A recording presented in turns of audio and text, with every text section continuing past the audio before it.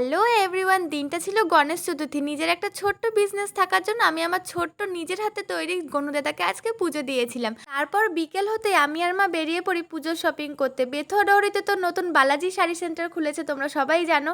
তো সেইখানেই গিয়েছিলাম, অফার চলছিল, তাই গিয়ে দেখলাম যে ভালোই ভিড় জমেছে।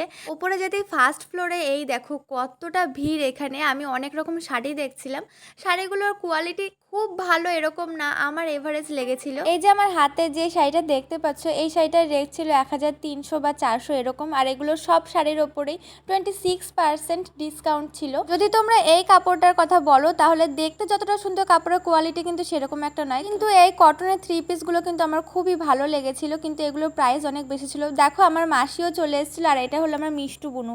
তারপরে আমরা একটু জুয়েলারির দোকানে গিয়েছিলাম, কিছু সোনা আর রূপোর জিনিস কেনা ছিল। আমার সব ছাতাগুলো হারিয়ে গেছে, তাই 3টে ছাতা একসঙ্গে কিনে নিয়ে বাড়ি চলে আসলাম। See you in the next one, by.